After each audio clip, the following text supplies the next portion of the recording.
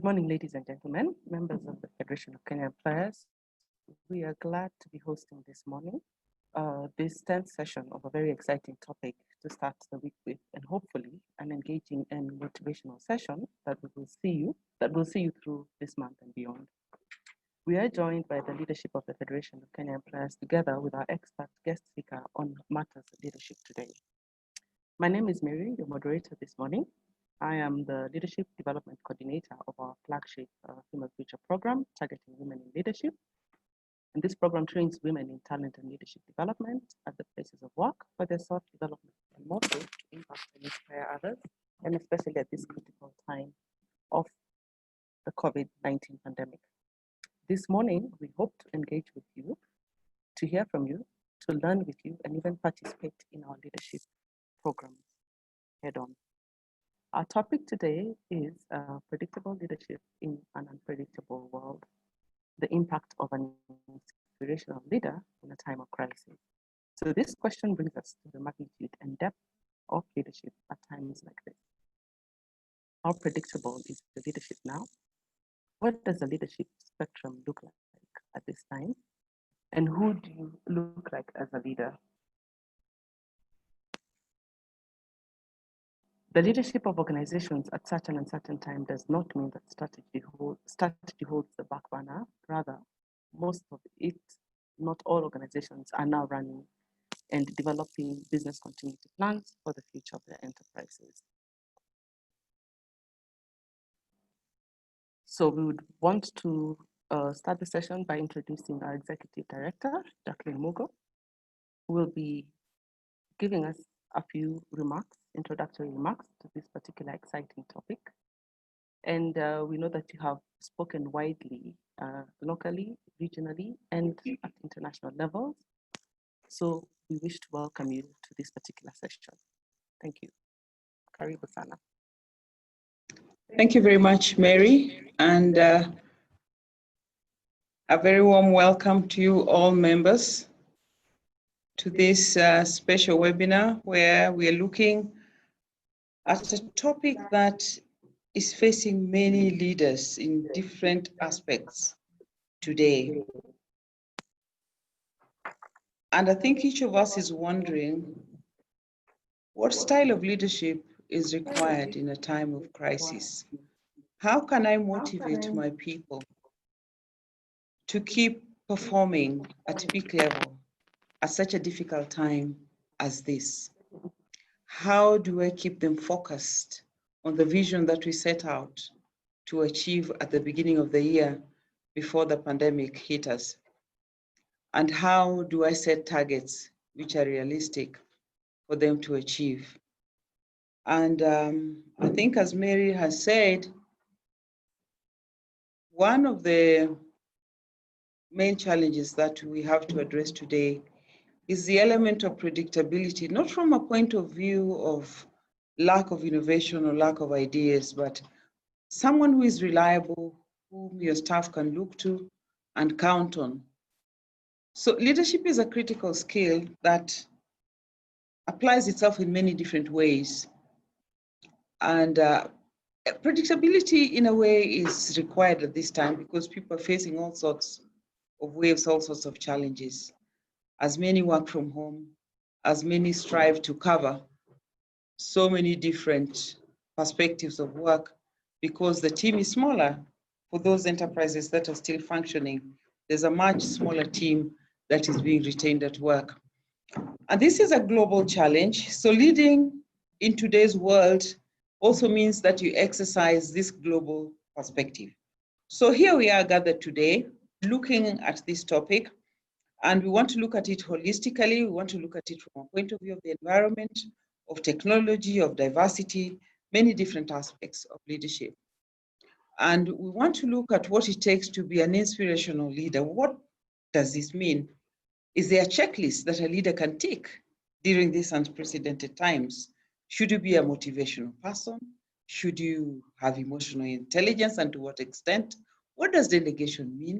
How do you remain true to your core values as an organization and at a personal level? Because leadership starts from the person. And it's turning out that the management and how an organization comes out of this crisis is all about leadership. So what risks can we take in this current scenario? How do you show strength and empathy at the same time?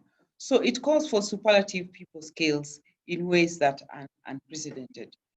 So we're very proud to host this session, which I think comes at a time when we all need it, when we have had the closing in of Nairobi and other places in the country, because I think we're currently locked in. There's no lockdown, but we're locked into the city. It's coming for the third time. Some people are feeling discouraged. Some are feeling disheartened. You have a whole 30 days to keep managing in this restricted environment, which is called for because of how the pandemic has panned out. But how will we maintain focus on the goal? And also a global perspective, a national perspective, and a regional perspective at such a time as this. Please feel free to ask questions, to post them on the chat box so that our speaker can answer them at the appropriate time. So mine is really just to welcome you all again very warmly to this 10th webinar that we are carrying out. And with us today is someone who comes to us courtesy of our sister organization in Norway, to whom we are very grateful. We have an international speaker, Tor Philip. I will not endeavor to pronounce his last name.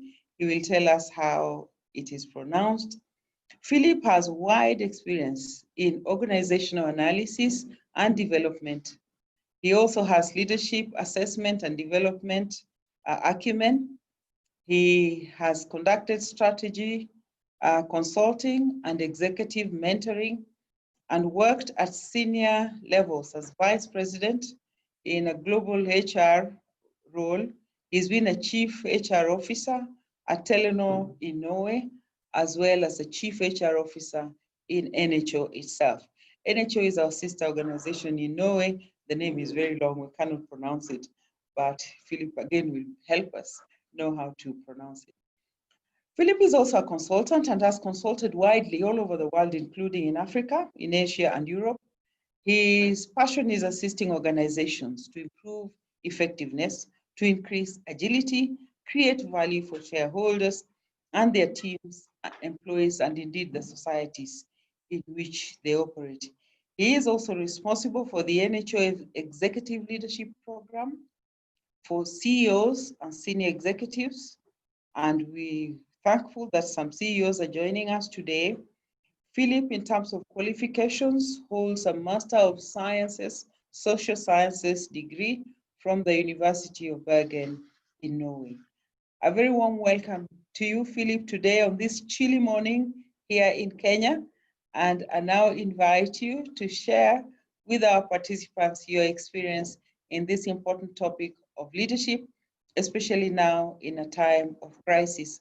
As we say here in Kenya, karibu sana. Well, thank you, Edie, and thank you for the fantastic, kind introduction. Those are very kind words, thank you. And you pronounce my name perfect, so that's well done. Usually, actually, when I travel around, people call me Philip, but after Marvel started to do these superhero movies, they think it's really cool to call me Thor. So after the Viking. But thank you again for the kind introduction, and welcome to all the participants, and thanks for logging on to this webinar this morning. Good morning, everyone. I'm greeting you from Oslo, from my home actually, of course, in Oslo, Norway, and I hope you can hear me, all of you. And it's a chilly morning in Nairobi. I can tell you, it's a chilly morning in Oslo, in Europe as well.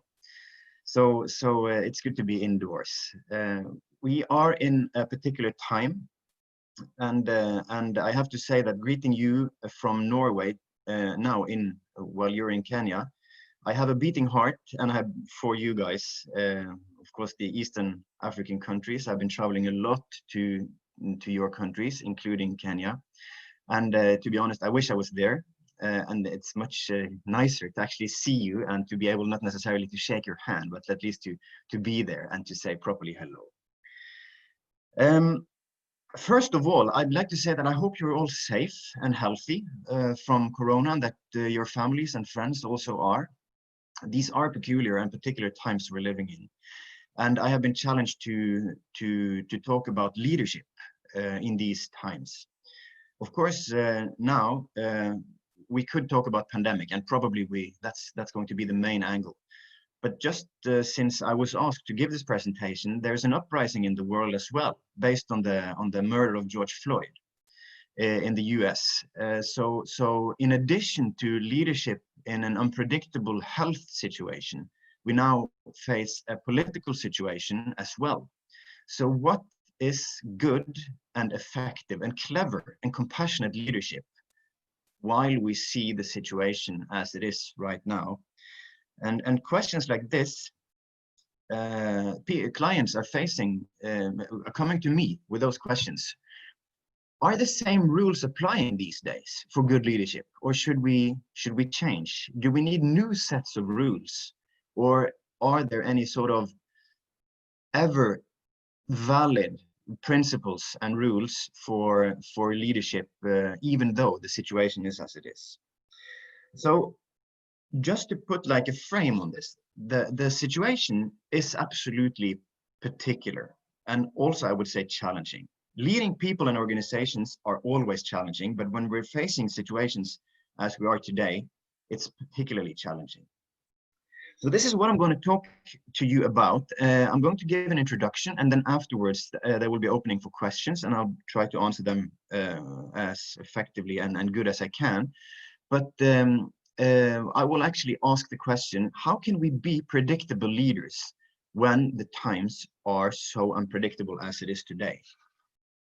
And I would like to then start to share my screen and for you to see what I'm trying to share with you. Hopefully you'll be able to see this. Let's see.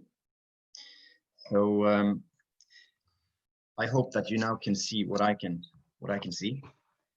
So first of all, I want to go back approximately 3.5 months, which I think it's fair to say that's actually in the good old days.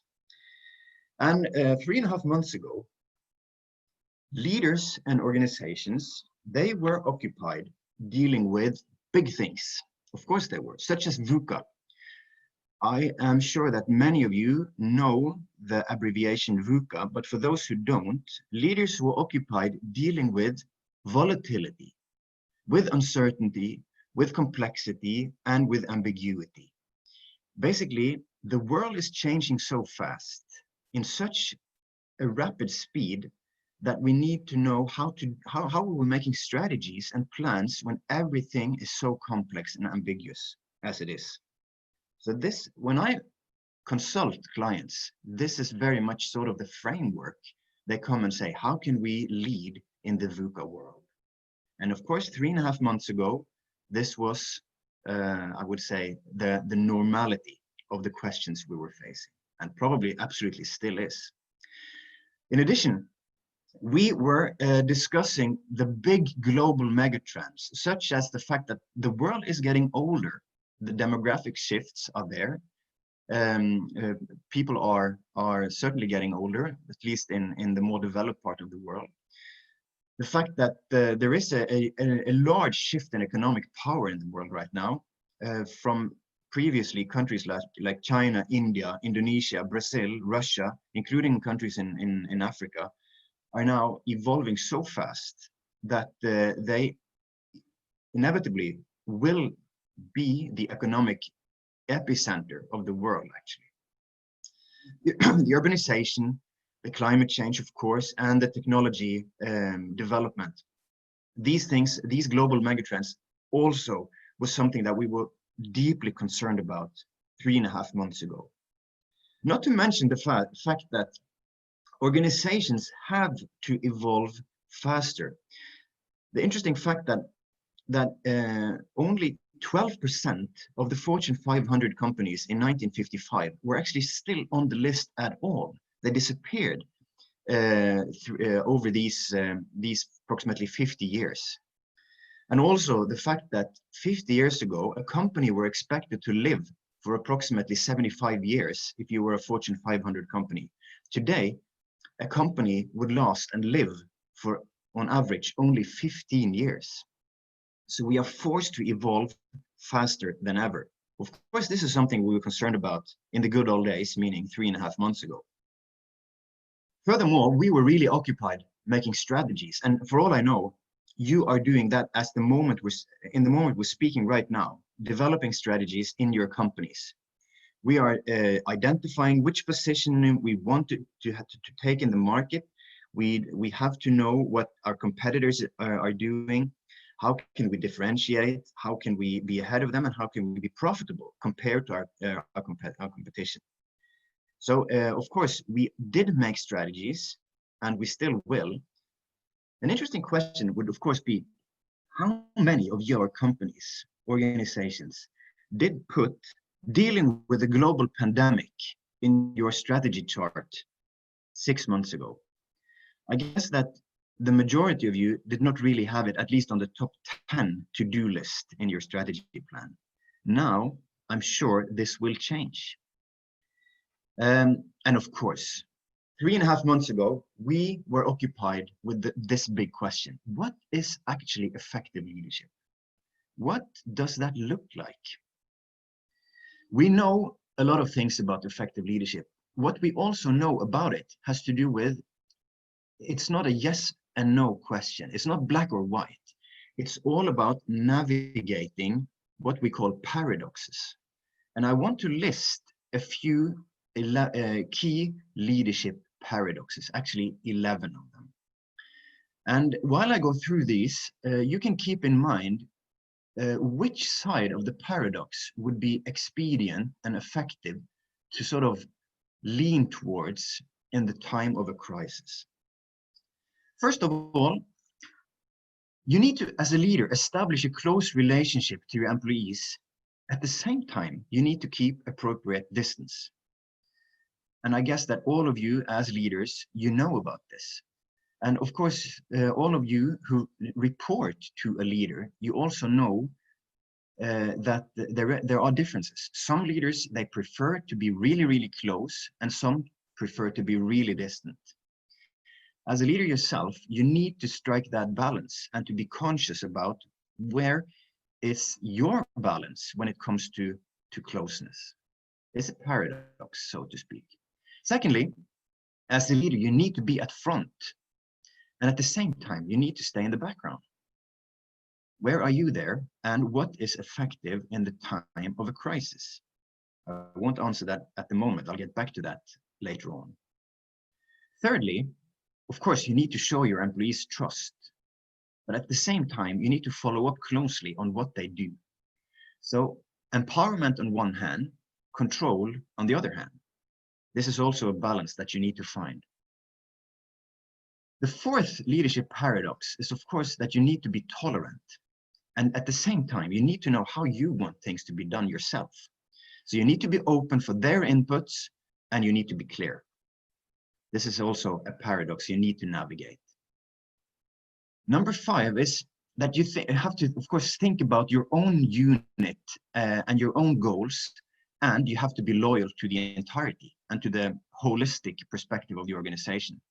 You need to balance both. And when I work with especially senior executives and the senior management teams and the boards, this is very often a tricky one. People are being incentivized to deliver in their own vertical, at their own unit level, not necessarily at the organizational level. And then you need to find that balance. As a leader, also, you need to be planning your time properly. At the same time, you need to be flexible with respect to your planning. You can't just stick to your plan regardless of what's happening. So you have to be open to change. I guess that already now you can see that leadership is not really something that's really, really easy to do, just because you have to navigate between these paradoxes. Number 7 is that you have to state your opinion. And at the same time, you need to be diplomatic. If you go around and are opinionated, knowing it all, every time, all the time, you will not be a trustworthy leader. You have to be diplomatic at the same time. And again, in the time of a crisis, what is effective? Do you need to be directive, or do you need to be diplomatic? We'll revert to that as well. Number 8, you need to be visionary. If you are not as a leader visionary, who will be? That's my question. So you need to look ahead. At the same time, you need to keep your feet on the ground. So as a former friend of mine said at the business school of INSEAD, he said, you need to keep your feet on the ground and your eyes on the horizon. Finding that balance is tricky, but it's your responsibility and our responsibilities as leaders to do that. Number 9, try to aim for agreement. Try to aim for consensus. And at the same time, you have to be able to cut through and make decisions, make things clear. This is what we're going to do. So being a leader, I know it's a cliche to say, it's not a competition of being very popular, but at the same time, to try to aim for agreement and consensus is, of course, what we aim for. Yes, number 10 is we need to be dynamic. We need to be fast, but also we need to slow down and we need to be reflective. We need to be able to think and to take a pause. There's a big leadership principle that you might have heard of called the pause principle, and underlining the scientific fact of sleep, of slowing down. What happens in your brain if you only go fast? You need also to slow down.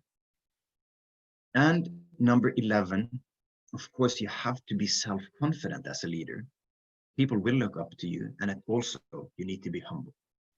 So these key leadership paradoxes is something that I spend a lot of time, and I at least 3.5 months ago, I did spend a lot of time on the senior executive level in particular to discuss what is effective in your context, what is effective in your personal leadership. Well, that was 3.5 months ago. But then February 2020 came and the virus hit us all. I would say that everything basically changed at that time. And just 3.5 months later, what has happened? Let's just try to remind ourselves. First of all, as of yesterday, more than 7 million corona cases has been reported. And by the way, reported. The same goes with deaths. Over 400,000 people have suffered and lost their lives to the virus since the beginning of the virus in this winter, this February. Fortunately, there are now 3.5 million people recovered, but still we see increases in countries like Brazil, in countries like Russia, and I'm sure even in countries in Africa, we can see the same increase. Fortunately, now we can see in South Africa that the recovery is on its way. The same goes for Europe now. Still, the situation can't really say to be under control on a global scale. So what has happened after Corona entered the world? Well, first and foremost, in addition to the fact that people lose their lives, the markets are plunging.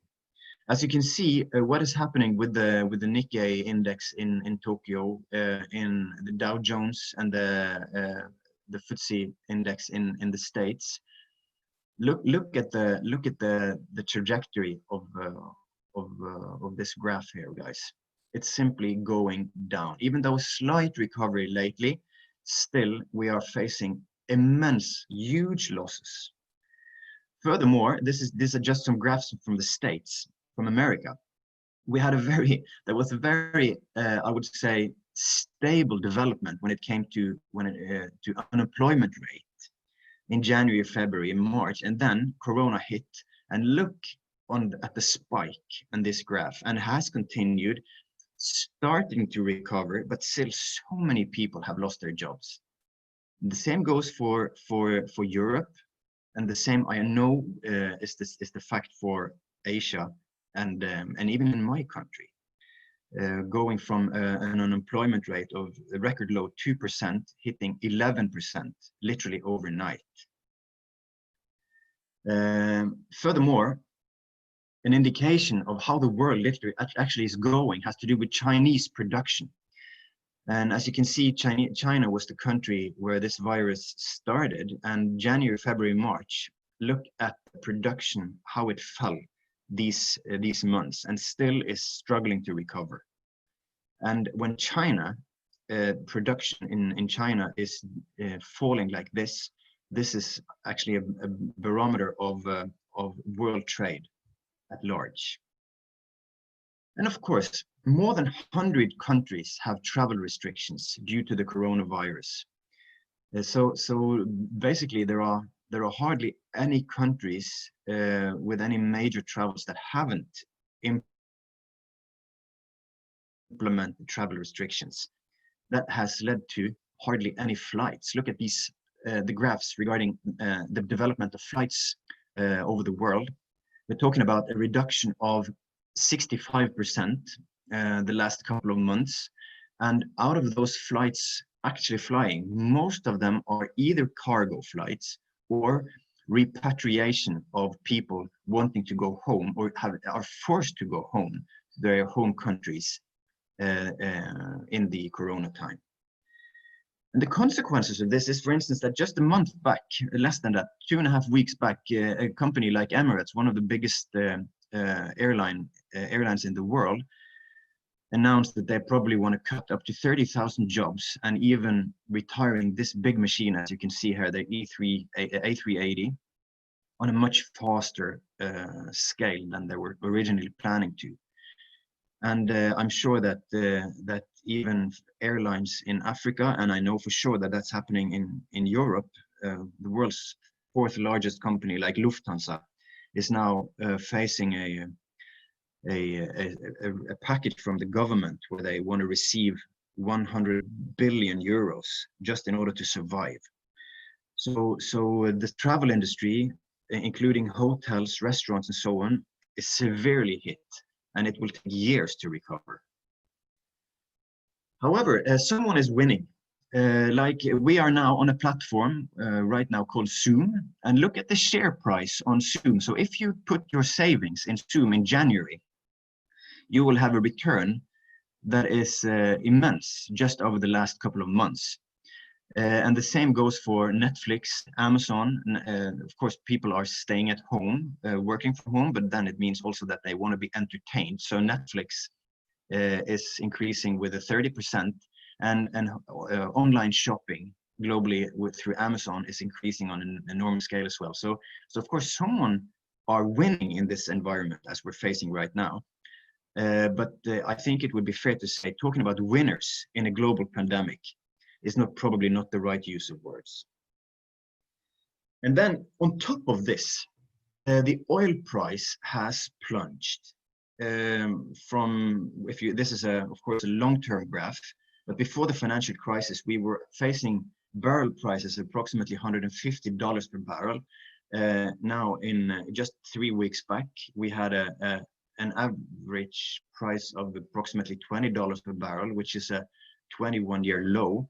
It has slightly recovered lately, and this morning it's traded around $40 per barrel. But still, if we compare it to the peak in 2008, the profitability of the oil industry is, of course, nothing. You can't really compare it to how it was.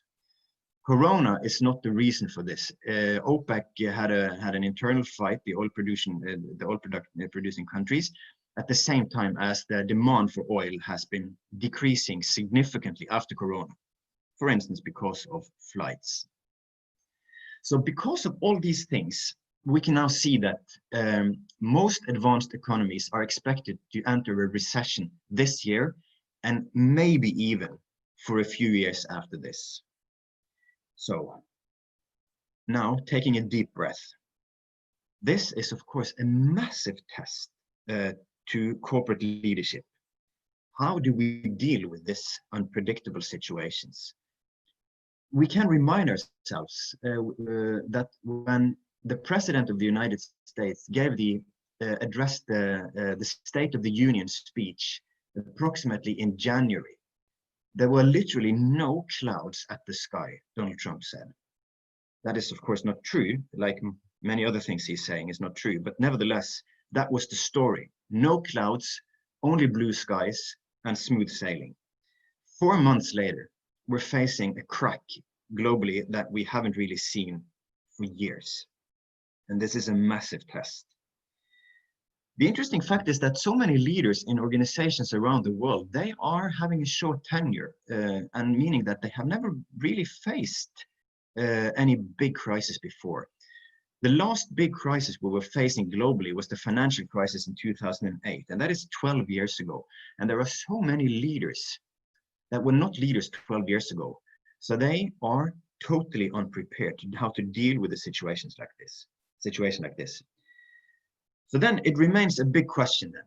How can leaders help their organizations in Corona times, in a pandemic, and in a global crisis? And I want now to try to be as practical as I can when I go through 8 practical advice for you. And of course, we'll leave this to discuss afterwards. Now, first one the first advice is that leaders need to lead with calmness and humbleness. These days, there is an intense pressure from investors. They require plans, they require strategies to mitigate and reduce the massive losses we are facing. Your employees, your customers and suppliers, they will look up to you as a leader to project some sense of calm through this difficult, uncertain situation. But also your employees, they don't want to know how much the virus has cost your organizations. The workers, they want to feel that they are in the same boat as you, as the boss. People need to know that even though the leader is employed to run the business, she or he is still a human being and someone who cares and understands. So being calm and humble is key now. That is a very simple, but a very practical advice. Secondly, you have to be calm, of course, and humble, but you shouldn't be still water calm. You can't freeze. You have to predict and project confidence that you will see this through successfully with the minimum amount of hurt to the company and to stakeholders who are relying on your leadership to get them through the difficult days and months ahead. And also, you guys, leaders, you have to be agile. And that does not mean that you only have to change your plans and your work schedules, but you also have to be able to change your own leadership styles when that might be needed as the year progresses through the different stages of this pandemic. So my question is, what is effective right now in the midst of the crisis? Well, we know that when people are afraid and then people are worried, effective leadership has to do with being affiliative and participative. And what does that mean? Being affiliative meaning that you need to create harmony. You need to promote friendly interactions, put emphasis on the employees' needs more than just the goals and the standards, and pay attention to the whole person that you're leading, not just the performing part of the person. So being affiliative. Also, to be participative. That means to build commitment and to trust that your employees can develop the appropriate direction themselves. And you need to hold a lot of meetings to listen to concerns and to involve employees in decision making.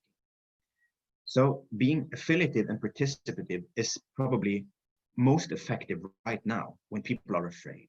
But later, when things are recovered and the pandemic is behind us, then you need to change style.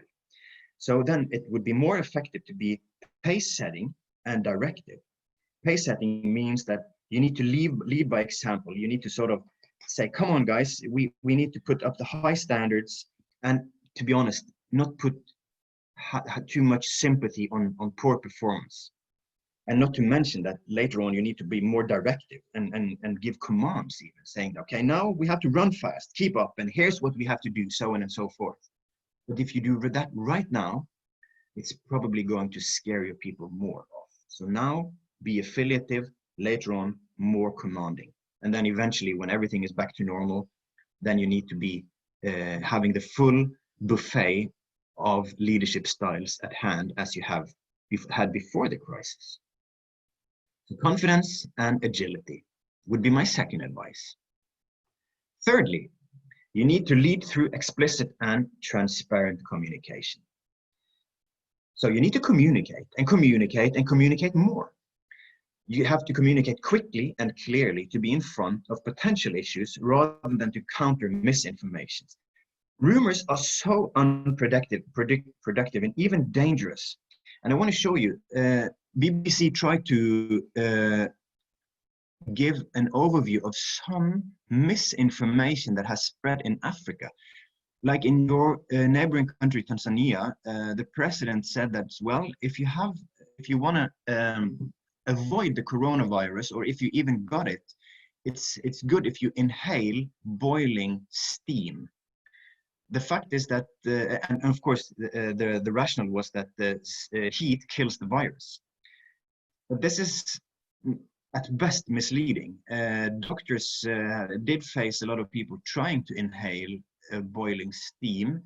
And the thing is that it may kill the virus, but it may kill the person as well, because the lungs are being destroyed as a direct cause of the inhalation of this extreme heat. Furthermore, as you can also see that there are some stories about Chinese-owned businesses in Nigeria being attacked. This is just fake news. So dealing with misinformation and rumor is something that you need to do as well. So what should communication always include? It needs to include, here's what we know, guys. So when you communicate to your organization, you'd have to tell them what we know. Also, you need to tell them, here's what we don't know. So we don't know when this is going to end. We don't know if this is contagious just through air, at least when we didn't know, or through moist or spitting. Now we know it's not contagious through air. And also, here's what we're trying to find out. You need to include this in your communication. So again, lead through transparent and explicit communication. My fourth advice to you is that you need to lead through collaboration and engagement.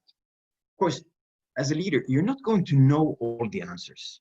And this is a time for you to call on all the resources, all the capabilities of all your employees, of all your team members, and bring them together in task forces, sub-task forces, projects, and potentially have a role for everyone in which they feel they can contribute to overcome the uncertainty and overcome the crisis. Put them in the same boat and collaborate. Because if you engage employees like this, that would both ensure commitment to the organization through this period, and it would reduce the harmful rumors that we just discussed. So collaboration, try to uphold a level of engagement, even though people are not necessarily even meeting each other. That's important. And to build on that, you need to reinforce organizational community and culture in the virtual space. All of us, we do live in communities, and organizations are living in communities as well. We have to lead by example, both within the organization and in our broader community. We have to model a behavior that are community friendly and supportive. Internally, within our organizations, we know that very many of our colleagues thrive on the social aspect of work. You know, like these people you see in the picture, they hang around the water cooler or the coffee machine. This is important to people. So, but the social dimension now disappears when so many people are working from home. Yesterday, I met a friend of mine, and she had not been visiting the office since January, which is a long time ago. So literally no physical contact except from online, which hardly can be described as physical, almost in half a year. And this is eventually detaching us from the organizations. So research shows that productivity can decrease when workers go remote. The sense of belonging and commitment could fade out, and even the informal control mechanisms are gone when people are working from home. So as a leader, you need to be in daily contact with your staff when they are not at the office. You need collaboration tools like Zoom, we're on Zoom right now, or Teams or FaceTime or whatever you have. And if you don't have any tools like this, as a leader, you actually have to call your people to hear how they are and hear if they're managing to do their jobs properly, and to be in touch with them. If you can, you should try to translate your office culture to the virtual world. If you have a lot of meetings normally, you should try to have meetings virtually. Of course, you probably do. If you have social events, whatever that might be, Friday cookie or wine lottery for all I know, or whatever tradition you might have in your organization, try to do those traditions virtually and do them digitally. So the only thing you should keep in mind is that when you're virtualizing your work, IT security should be kept in mind. Employees should be taught about things like digital fraud, hoax, phishing, and how to react to emails that might have attachments on them that you should not open, especially from unknown senders, so on and so forth. There are so many stories now about people wanting to take advantage of the fact that that everyone is working from home. So just be careful. But nevertheless, my advice number 5, to reinforce organizational community and culture virtually. My 6th advice to you would have to do with be compassionate and care. It's very important in these times. There might be many people in your organization that are depending on you. They might not be as resilient as you are. They need to be given the compassion to express their concerns.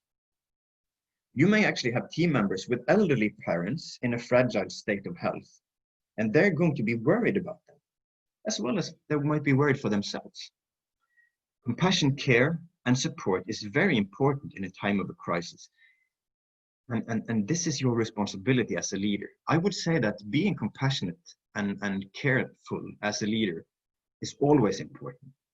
But when people are afraid, and actually are afraid of their own lives and the lives of their loved ones, this is a trait and a behavior that needs to be put up front and probably the most important right now. The 7th advice I'm going to give you is completely different, and it has to do with you need to lead with commitment to profitability. Cash is king, and it certainly is king in a time of a crisis. You have to do all in your power to keep the business running effectively and safely. Everything you do needs to be done to reassure both short-term and long-term financial health of the organization. After all, your employees, your suppliers, and customers, they are depending upon you to lead, not just emotionally, but also with respect to the long-term finances of the organization. Whatever you can do to conserve cash is going to be critical, because that's going to determine whether your employees will get paid and actually have a job to come to next week. So I know I've been talking about a lot of soft things up to this 7th advice, and the soft things, they are super important. But this hard thing is actually also super important, because it will ensure that you have someone to lead at all after this crisis has been passed. My 8th advice is again something different, because I'm not then looking at the current state, but I'm looking beyond it. So you need to lead for a time beyond the virus and prepare to change. Because even in a time of a crisis, there are winners and losers. I mentioned that earlier when I showed you the share price of Zoom, and there are some other winners here, as Amazon and others. But of course, you want to be among the winners. And to be in that sort of club, you need to prepare yourself for a time after the virus. Already now, in the middle of the crisis, you need to look for opportunities. Are there any ideas? Are there products or even companies that could shorten your recovering time? You should dedicate people not only to deal with the present, but look for opportunities and possibilities in the future. Also, a pandemic like we're facing right now can expose a company's fundamental internal weaknesses or flaws. So why don't you just try to fix them right now? I mean, talking about a burning platform, you never get a burning platform like this again. So there might be internal silly procedures, meaningless processes, inflexibility, pointless controlling mechanisms, stupid signature procedures that you're doing, not to mention bad incentives or even toxic behavior. Now is the time to see that this is not really a good procedure. Let's just change it. Many organizations, they actually realized this before the pandemic, that what got them here won't necessarily get them there to the next step. This occasion or this crisis, it accelerates the question, what can we do better than we did before? This should even include governance or organizational structure. So in short, prepare to change. These are 8 advice, guys. And I was trying to find out, how can I make you remember these if you want to remember this? And I tried to summarize them in 8 C's. So when you're going to lead in a time of a crisis, stay calm, but at the same time, be confident. Do not forget communication, foster collaboration to ensure a feeling of community, a sense of community. Lead with compassion, but never forget cash. And of course, prepare to change for a time after the pandemic. These were the, what can I say, the advice from my side. And by that, I want to say thank you. Thank you very much. And Mary, there might be some questions after this, so I will now stop sharing this presentation and I leave it open to you guys. Thank you. Thank you very much for a very wonderful presentation. The comments are already coming in, and some say it's very insightful. There are questions coming in, so we'll leave it to our members to have an opportunity to ask a question. So we have someone by the name of Panuel Nyaga, who's raised his hand to ask a question. Kindly get into the floor so we can be able to hear your question and be able to assist in answering.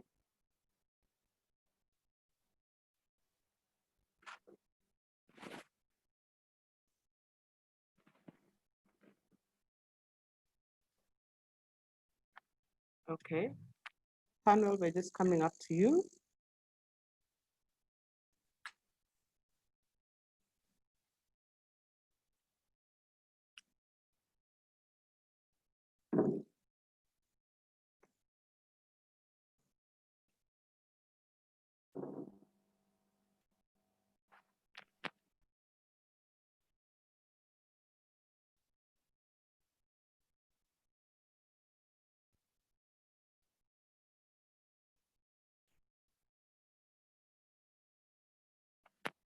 Panuel, kindly go ahead with asking your question.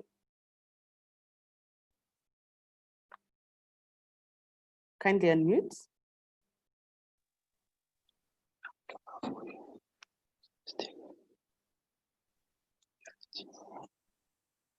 Panuel, you're on the floor.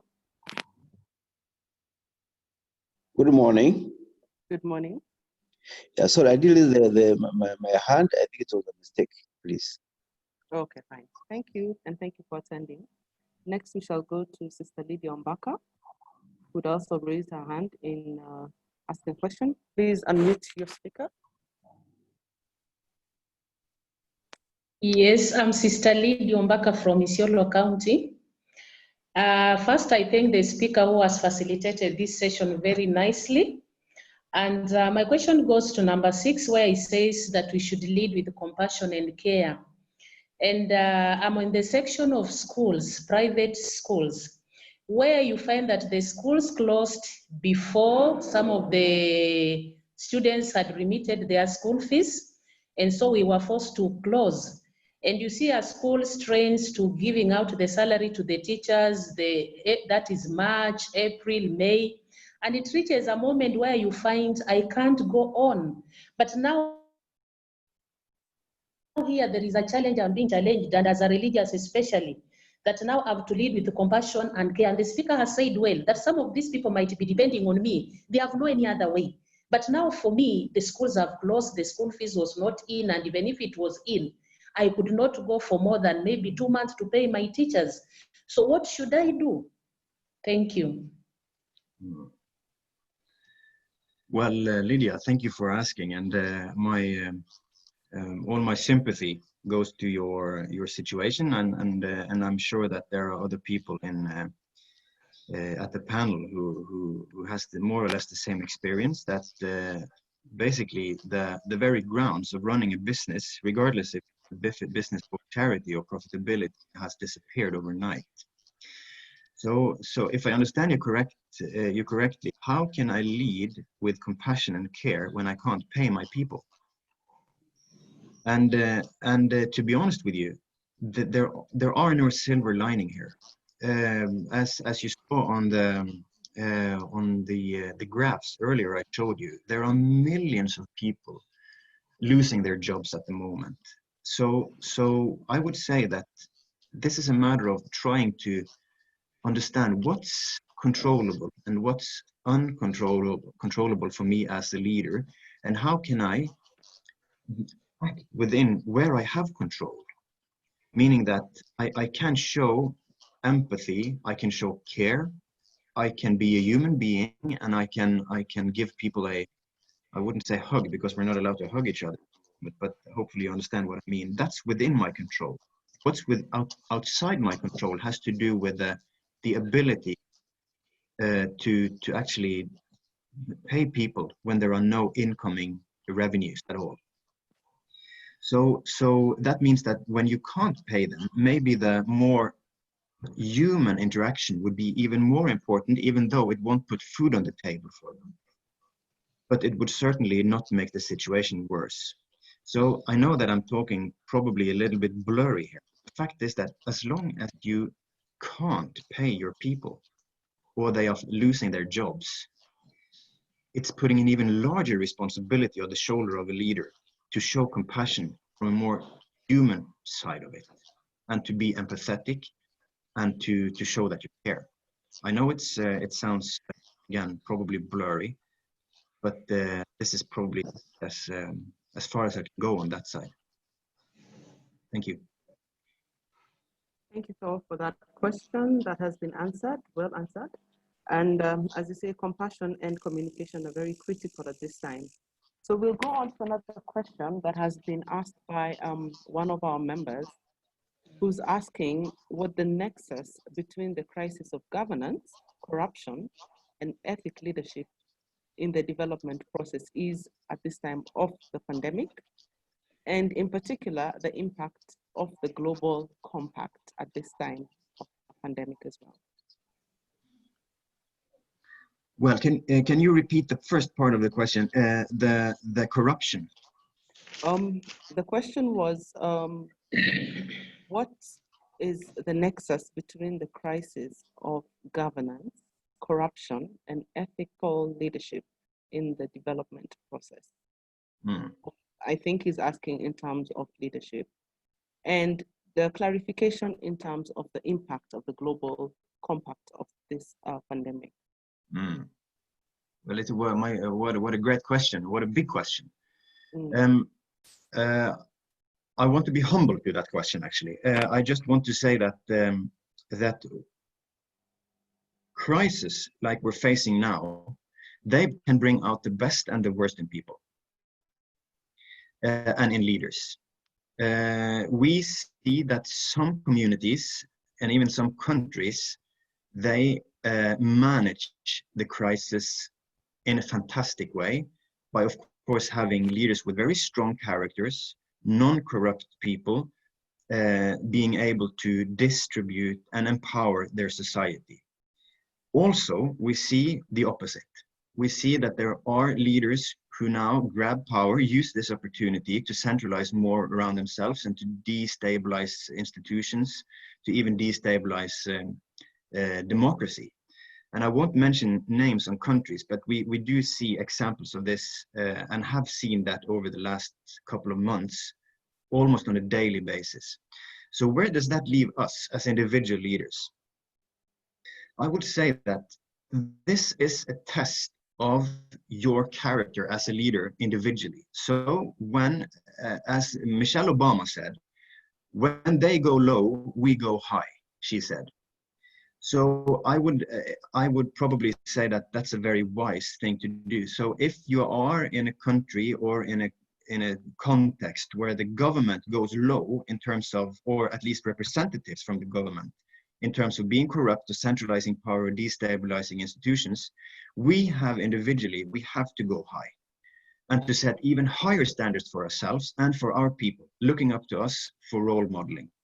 So I would say that our individual leadership responsibility is even higher now than before if the people elected to run our countries go low, to use Michelle Obama's terms. When it goes to global compact, that's also a huge question. I would say that what do we see now?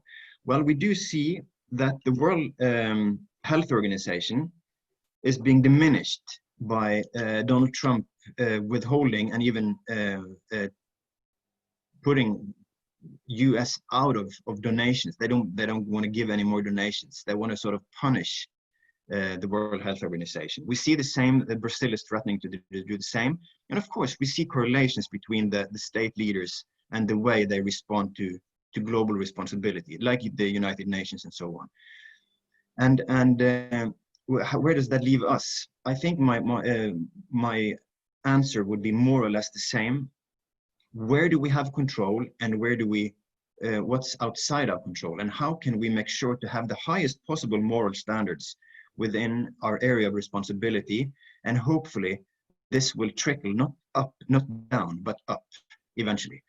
Of course, it probably won't trickle all the way to the President of the United States or similar, but nevertheless, it puts a huge responsibility on us individually to ensure that at least we behave in accordance to all ethical standards that we could and should. But thanks for a great and a very big question. The owner of the question actually mentioned that it was a very big and huge question, and thank you very much in taking time to answer that question. And I would also allow some of our members who have put up their hands as well to speak. And we have someone by the name Stephen Gitagama who will be asking a question. Stephen, we kindly request that you unmute your speaker. Yeah. Morning, Can I Stephen. go? Yep. Can I speak? Yes, you can. Well, I think, Philip, thanks very much for the very good guidance on leadership. Now, I have two clarifications that I'd like to seek from you. On the one hand, you said we lead with compassion and care. And we have also said that we lead with commitment to profitability. So what I've witnessed during this time is that organizations have resorted to pay cuts, unpaid leave, and retrenchment because they are committed to profitability. The two don't, I mean, how do you balance the two? Passion and care and commitment to profitability.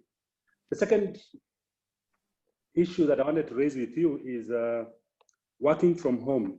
Working from home is relatively new to most of us. So my experience has been that productivity has been, there's a research which was done sometimes last month, and it was showing productivity at around 20%. That means 80% unproductive while working from home.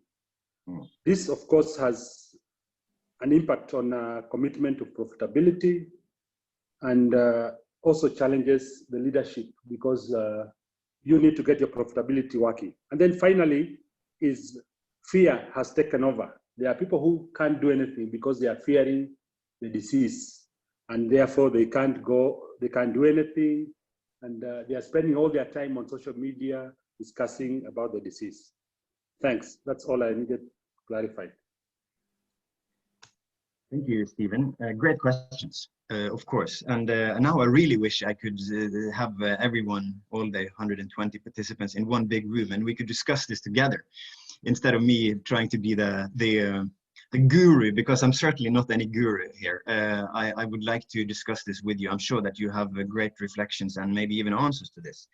But to the first one, compassion and care versus commitment to profitability. Yes, you're right. That is certainly a paradox, and it's you could list that on my 11 paradoxes that I put up in the very beginning of my presentation. I would say that one thing, yes, you're right. People are not being paid at the moment. People are losing their job and they are being put out of work almost, or either permanently or temporarily, or full-time or even part-time.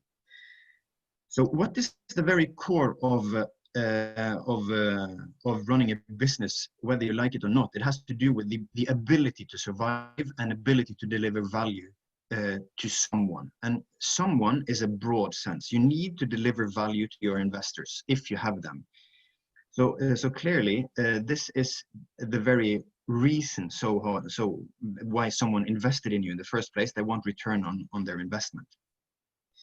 Then that's basically what we're paid to do. It's to deliver value.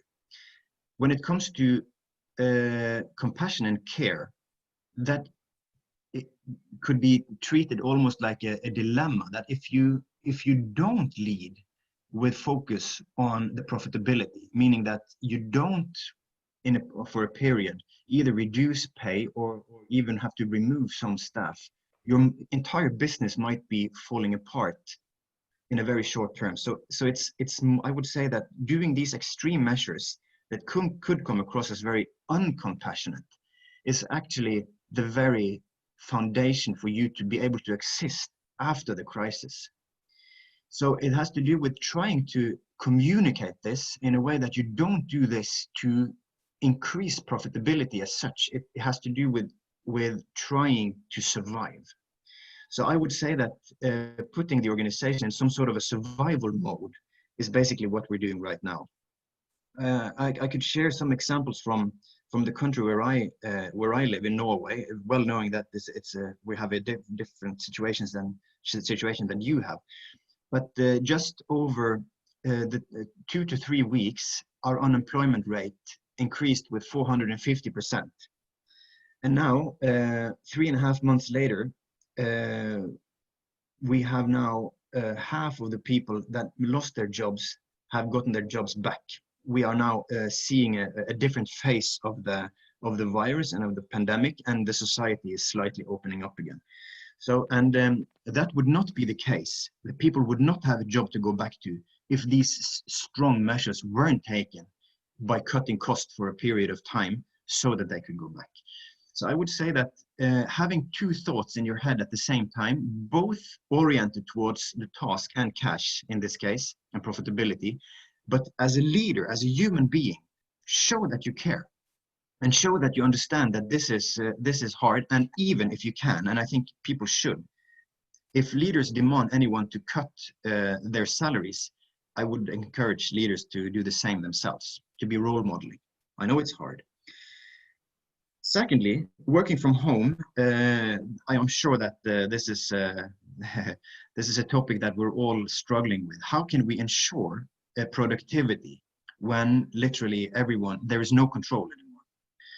So you mentioned that the productivity is around 20% now, and that there is a productivity loss of 80%, which I think is really, really high.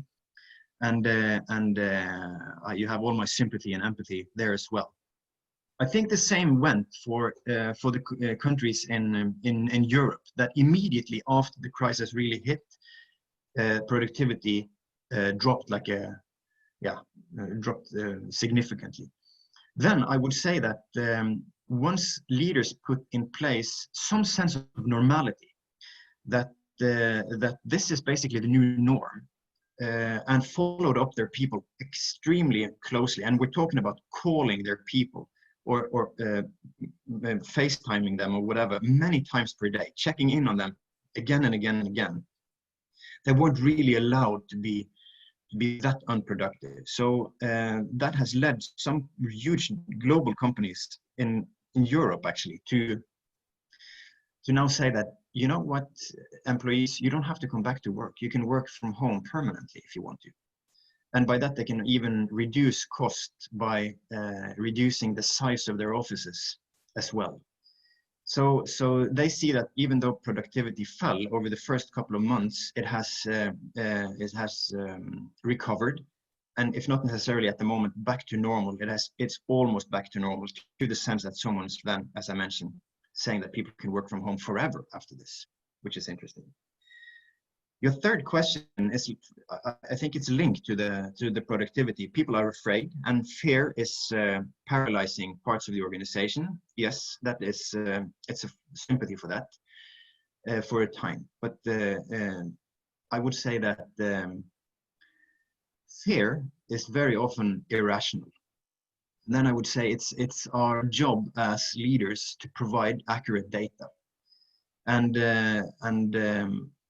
if you have, and we do now have, a lot of information about this virus, how it spreads, how it does not spread, what can be done to avoid to get the disease, and what can increase the likelihood to get it, then I would say that provide as much data as you can so that they understand what we're dealing with.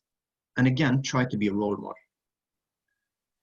I have a final remark though, Stephen, that has to do with compassion and care versus profitability.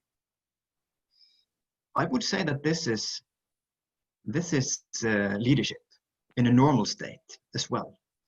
You have to do both. And I would also say that the way we deal with this pandemic is very much up to us as leaders, in the sense that how did we plan for this before? There's a huge opportunity for learning now. I asked that question initially, how many of you did really put dealing with a global pandemic in your strategy plans before this virus hit us? I guess very few. Now we have learnings, and we even have a wake-up call saying that we need to deal with these uncertainties in our strategy plans as well. So basically what I'm trying to say that, and without blaming anyone, including ourselves as leaders, but we need to put up the mirror and say that, did we really as leaders prepare ourselves and our organizations properly before this hit us? And the answer is probably no. But thanks for great questions, Steve. Okay, thank you very much for that as well. We would like to come back to an issue in regard to the labor market, and somebody by the name Mary Lucy is asking the question, and she's asking what your take is that this is no longer a global health crisis, but more of a major labor market crisis. Well, for sure, as it looks right now, more and more countries are getting the virus some sort of under control. To be honest, I'm not really sure the status in Kenya at the moment, but I know for sure that South Africa is opening up, and Italy was in Europe, the epicenter of the virus in Europe, has now opened up. The UK is struggling, but still on its way. So what I'm trying to say is that, yes, this was a health crisis, but the long-term consequences on the labor market and the economy, if anyone knew how they were going to be, I think they would probably be in the position of winning the Nobel Prize of Economy. We don't know. And that's the fact right now. We don't know for how long this will last. And I would think that economies that are not, well, that vulnerable, they are probably on the pathway of recovering faster than very vulnerable economies. We also know that countries that are self-supplied when it comes to healthcare equipment, when it comes to eventually vaccines, when it comes to food, groceries, they might be better set to deal with this crisis long term. When it comes to the labor market, we know that this is going to last for some time. And as all trajectories says that the virus is going to die away much sooner than the consequences of the economy and the labor market. So, but this is more of a societal, big economic discussions rather than a leadership discussion. And I'm sure that there are other experts on that matter that can answer that better than I can. But you're right. Thank you. Thank you. So we'd also want you to comment in regard to people working from home, what the issues or some of the things that we could actually take into account when it comes to data security management. Yes. Well, again, this is tricky, and it's this is learning to swim as we're in the water almost. If you have systems, procedures, and processes for data security in place before the corona hit us, you're much more likely to succeed in this space in the current situations. If you don't, then you need to implement them right now, and you have to make sure to basically train your people in what kind of information can be put up online. What are the vulnerabilities? What are the potential holes in your walls, in the security walls, and so on? What I know for sure is that IT security companies, they are making a lot of money these days because they can both sell their products and advise on how their products should be used in the situation. Secondly, of course, it's an immense burning platform for any company to buy these products even afterwards going forward. But when it comes to how can we actually deal with data security, I have my wife is working for the Norwegian Defense, and which is probably the highest level of secretness in my country at all. And they had a project running for 2 years about data security on how to be able to work from home. And now when the corona hit, they managed to finalize that project within 3 weeks because they had a burning platform. But you need to put on resources on data security, of course, in order to actually do it. But you're right, it's a big issue. Okay, make it a little bit softer for you right now, Philip. We have a question here where you have addressed the whole issue about compassion and care, and this one is coming up quite up in terms of the questions our members are asking, but it actually asks what are some of the things we can do, especially to those employees who may take advantage and become indisciplined because of the whole thing on leading with compassion and care. Yeah, that's a good question. So it actually leads me to what do we know about performance management? And we know some things. We know that the key performance driver basically what we mean that people comply and do what they're asked to do and deliver what we call again extra role behavior is leadership actually and follow-up. And it's the balance of both being interested in and knowing what they do and also commenting on it and asking for deliverables. So I would say that if now people are getting less productive, it puts a lot of responsibility on the shoulder of you as a leader to follow up even more closely. I would say that there's actually not a big difference in terms of performance management if they are working online, remotely, or from home. You need to follow up and you need to ask and provide guidance and ask how they do. And you have to show that you care about not just who they are and how they are. You need to show that you care about what they deliver and the quality of what they deliver. So, so whatever bar you put up in terms of what you tolerate of negligence and people that are shying away from work, that will come right back at you. So as a leader, you have to set the bar high. And of course, in a situation, there is a period that you need to be affiliative, as I mentioned, and participative, but also to say that, okay, this is the state we're in, and these are the circumstances. Now, given the circumstances, you're still being paid, if you are, you're still being paid to do your job. And that's why I'm going to follow you up even more closely than I used to before. So I'm going to call you at 10, I'm going to call you at 12, 2, and 4 to see how you are. So meaning this is basically what you have to do now to be more close to your people, to ensure that they understand that you care as a leader. But yeah, performance management, this is the key driver, you following up as a leader. Okay, thank you very, very much for those comments and the answers that you've answered. I think we have one hand up. We could actually give the floor to Mr. Mark Obuya, who is probably going to ask a question that I think I've asked, but let's just put him on the floor as we come to an end of our Q&A. Hello, Mr. Mark Obuya. Hello. Good morning. Hello, Mark. Good morning. How are you? Very well, thank you. You're very welcome. Yes. Thanks, Philip, for that insightful presentation. I'm sure most of our members have gained a lot from the presentation. My name is Mark Obuya. I'm the president of the Federation of Kenya Employers. I wanted to take the opportunity to thank you for agreeing to come and make this presentation to us in these difficult times. So thank you very much. I'm sure my members are sufficiently encouraged to have to make sure that they practice the 8 C's. And if in any case going forward there is anything that they want, you will be able to avail yourself for some further consultation.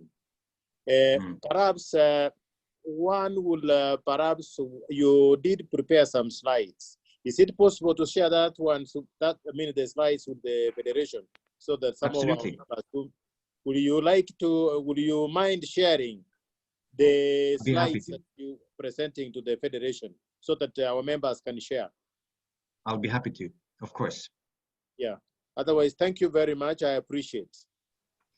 Thank you, Mr. Obuya. I really appreciate your comments and appreciate you being participating this morning. And it was a delight being able to spend time with you.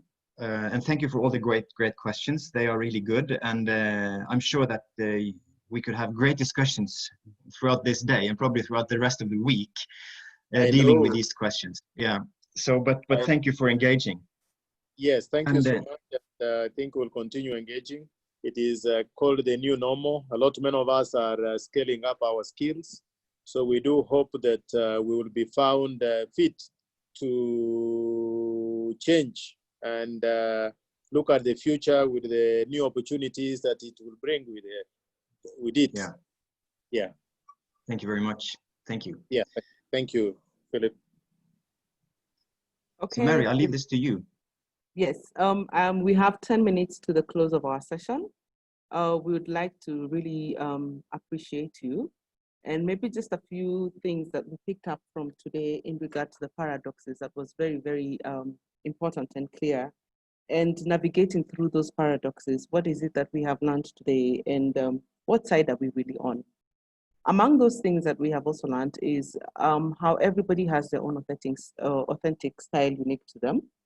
So as we come to the close, we would really want to invite our executive director to conclude with a few remarks and to take up on the floor to end the session. Thank you. This is Jacqueline Boko. Thank you very much, Mary, for facilitating that question and answer session. And as I conclude, Philip, I think there's one question that maybe keeps facing you and many people who are listening in may be wondering about. And there are many leaders on this platform listening in. Some of them are our board members, our president is in, and you've given us 8 C's to guide us in this time of much confusion and much challenge. But where does a leader go to get the trick of the trade and to learn these 8 C's? How do you keep yourself evolving and on top of your game as a leader? I think that's a question we must all ask at a personal level, because as you said, none of us factored in the pandemic into the plans. But even in the ordinary plans that we have, a leader has to self-charge, so to speak, find ways of renewing yourself. And I'm not just talking about CEOs. Of course, they're at the head of the organization and perhaps facing the greatest challenge. But that constant renewal is an interesting question we must ask ourselves. But some of the takeaways from what you have shared with us this morning shows that a leader really has to have many sides to them. You employ different styles, different approaches, depending on the situation. And this crisis calls for greater compassion than we have ever shown, greater understanding, a greater level of communication and initiative, but at the same time remaining focused on the goal and the bottom line. You don't become soft and let people get away with underperformance. They're still held accountable, because at the end of the day, you said it's about survival of the enterprise. And in ensuring that enterprise survival, you have to make some tough decisions. And actually, FKE has, in this COVID period, released some tools, some guidelines, as we've been answering questions from members, giving practical tools to leaders, business leaders to use at this time. And certainly asking people to take pay cuts, to go on unpaid leave.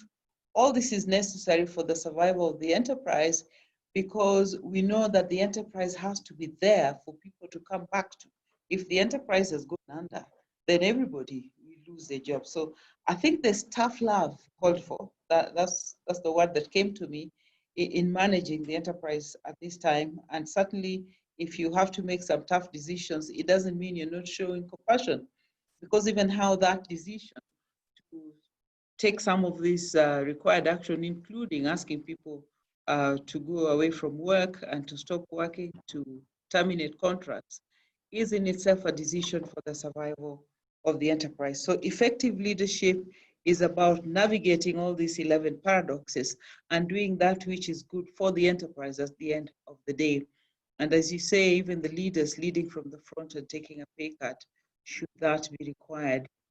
You then highlighted the need to plan for the future, because leadership and organizations will be evolving even faster, and there is need for us to prepare for the change post-COVID and the new world of the new normal, as we've been talking about, to ensure that enterprise is sustainable and indeed performing. Performance is still key from what you have said. The pandemic, as you said, is a real test of leadership and the character of the leader. How you lead and what you are, how you are, your values as a person, because that will show in how you lead, and the measures that you then take will be credible, because everybody will see that you're coming from a good place. You highlighted that the consequences of the pandemic will outlive the virus. Of course, we don't have a cure yet. So that's scary in a way, because that's a very long-term time frame, but it is true. Even as the world is looking to a recession next year, and Kenya will not be insulated from this. So the consequences will be with us for a long time. Leaders must therefore design strategies for this future, for this challenge, for this recession, and for the long haul, so that we can all recover together in as short a time as possible.